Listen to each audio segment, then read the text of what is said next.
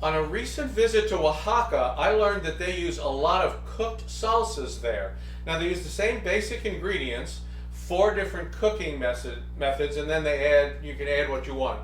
So today we're going to do a Oaxacan charred salsa. So I have 2 plum tomatoes, I have a habanero pepper, 2 cloves of garlic, and 1/8 of an onion. Now traditionally the way this is done is you have your coals going in your fire and you just throw this stuff right on the coals.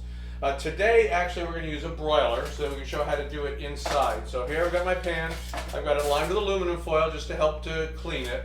It'd be easy to clean up later. I'm putting the tomato, the pepper, the onion, and the garlic on top of this. And this is going to go under the broiler, and it's done when everything is like completely black. So they're going to probably end at different times, and I'll have to rotate them.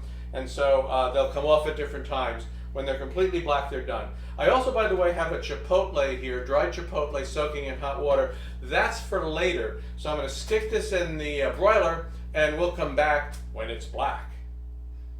All right, it's done. Everything's black, just like I told you. Here's that black habanero. There's the black garlic. Everything's black. All right.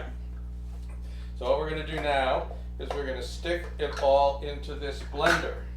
Here goes all there's the tomato. We got the onion, the garlic, and the habanero. And I'm going to add, this is the chipotle I said, the dried chipotle that I soaked. I'm going to dump that in. I'm going to dump the water in there too.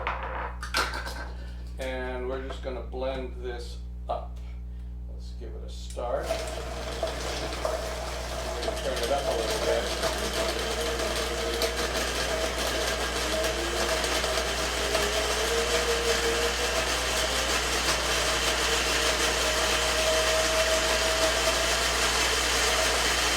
I think we got it. Yeah. All right. Now the other thing I have to do, of course, is I have to add a little salt. So I'm gonna get. Oh boy, that really gets to you. If you didn't put the chipotle in, how much water would you add?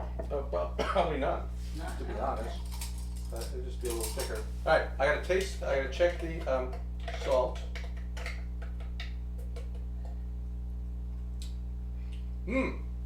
Okay. Give it a taste.